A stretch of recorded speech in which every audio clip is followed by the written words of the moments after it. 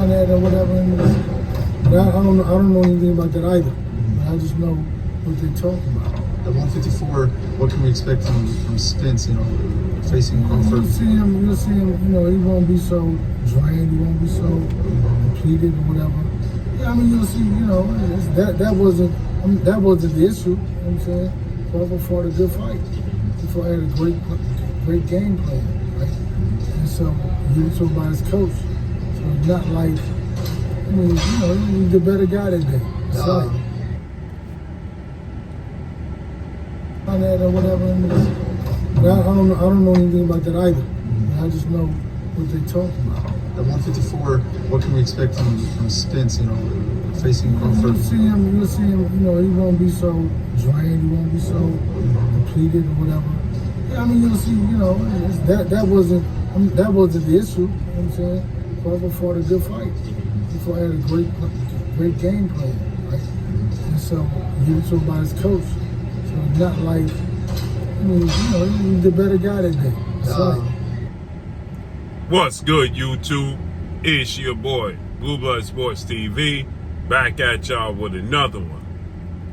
So what you just heard was the voice of two-time Trainer of the Year, well-renowned trainer, and future Hall of Famer, Derrick James, discussing what he thought was the issue with his fighter, and now former unified three-belt WBA, WBC, IBF welterweight world champion superstar boxer Errol the True Spence Jr.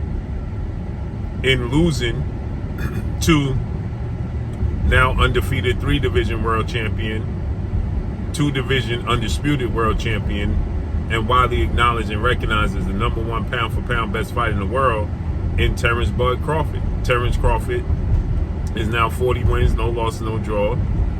31 wins by way of knockout, 36 years of age, 5'8" with a 74-inch arm reach. And Errol Spence is now 28 wins, 1 loss, no draws, 22 wins by way of knockout, 33 years of age, 5'9.5" with a 72-inch arm reach. They fought July 29th, Las Vegas, Nevada, T-Mobile Arena. Terrence Crawford, he dominated the fight. Right?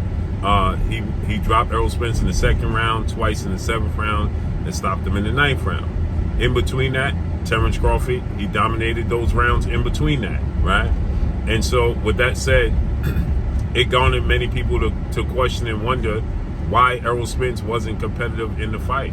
Why Errol Spence, wasn't effective in the fight. Was it the weight cut? Errol Spence has been at welterweight for 10 years. Okay, Errol Spence has been at welterweight for probably over 10 years. Right? For an extensive period of time, Errol Spence has been campaigning at 147. Errol Spence has made it clear that, making weight is not easy for him at 147. He's made that abundantly clear quite some time ago, right?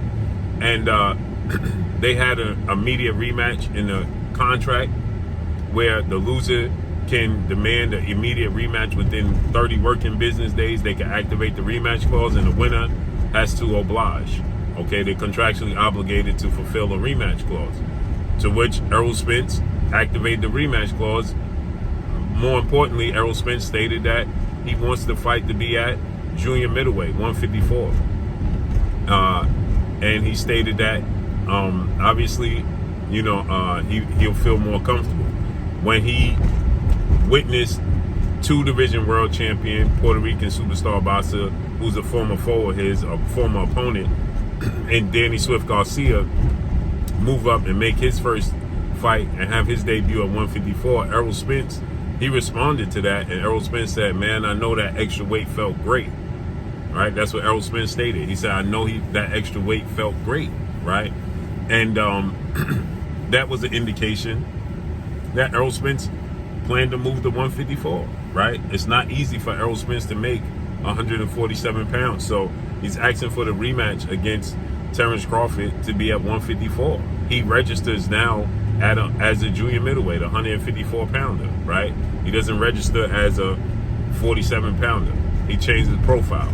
So we know it's not easy for him to make the weight. So Errol Spence now is looking for the rematch at 154.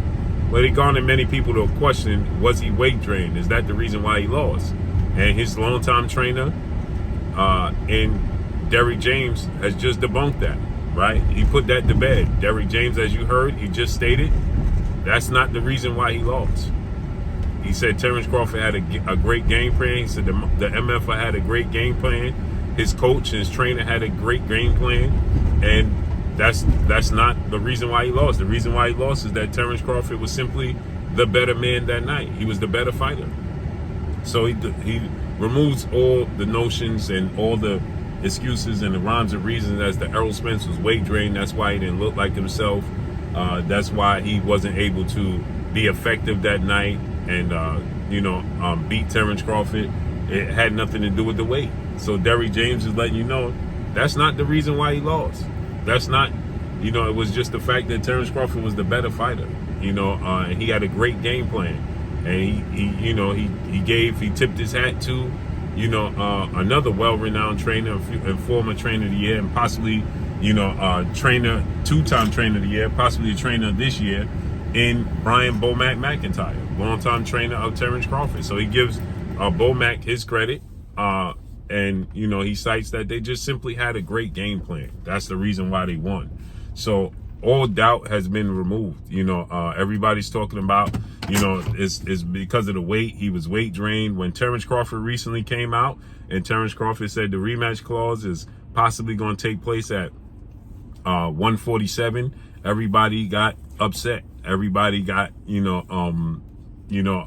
annoyed. They got, they felt like, that Terrence Crawford is, pulling a rug from underneath Errol Spence's feet when Terrence Crawford's team stated that, they want the rematch to be possibly at 147 because Terrence Crawford feels like it's a waste of time and they're eager to move on to bigger and better things. The fight itself wasn't competitive, regardless of how you in your feelings and, get so many people in their feelings. Man, it's disrespectful to Errol Spence. It's disrespectful. Errol Spence, the fight wasn't competitive. It just simply wasn't. People want you to make up stuff that's not there. It wasn't competitive. It just simply wasn't.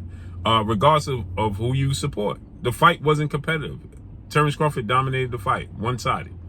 And so, with that said, right, it garnered many fans not to be very interested in the rematch. Period. Now, I think that Errol Spence deserves the rematch. I think that Errol Spence put his best foot forward in making this fight happen. I thought he made sacrifices to make this fight happen. And I think he deserves a rematch. But the facts remain, was the fight competitive itself? It was not. So Terrence Crawford and his team said they feel like it's a waste of time. They feel like, that he's wasting his time, making this fight, having this rematch because they don't believe that much is going to change. But Errol Spence obviously feels like he's a competitor. He won an opportunity. He didn't put his best foot forward, he feels like, and he wants his get back. And so now Derrick James is debunking the notion that the weight was an issue and the weight was the reason. Now, he did say that he won't be depleted. He won't be, weight drained. But obviously, we know Errol Spence has been weight drained before he fought Yordenis Ugas. He was weight drained before he fought, you can look at the Mikey Garcia fight. He clearly was weight drained in that fight. Errol Spence has been weight drained and depleting his body to get to 147 for quite some time. Now it looks like, hopefully, that he gets back with strength and condition coach Blu-ray Fitness. And now Blu-ray Fitness and Errol Spence, they're 11 wins, no loss and no draw, 11 wins by way of knockout. He's proven the track record with Blu-ray and Errol Spence is a proven track record. And I feel like that would be, I feel like Errol Spence needs to kick every tire and turn over every stone. Make sure he, depletes every option to give himself the best opportunity and chance to be successful and win this fight. But let's listen to Derrick James one more time. He debunks the notion that Errol Spence was weight drained and that's the reason why he lost. Period. On that or whatever, but I don't know anything about that either. But I just know what they talk about. At 154, what can we expect from Spence? Facing Crawford. You'll see him. He won't be so drained. He won't be so depleted or whatever. So he said he won't be so drained and depleted, right? obviously he's depleted. We know it's not easy for him to make the weight. I mean, that wasn't the issue. You know what I'm saying? Crawford fought a good fight. He fought had a great game plan, right? And so he was told by his coach. So it's not like, he was the better guy that day. That's right. And that's all I got for y'all. Make sure you hit the like button. Drop a comment in the comment section. Let me know what y'all think. Y'all already know what it is. It's your boy Blue, Blue Blood Sports TV. Hate, like, comment, and subscribe. You haven't subscribed, hit the subscribe button, hit the like button, hit the bell icon to get all the new notifications. Follow me on Instagram at Blue Blood Sports TV, all one word. So all I got for y'all. I'm gone. Peace.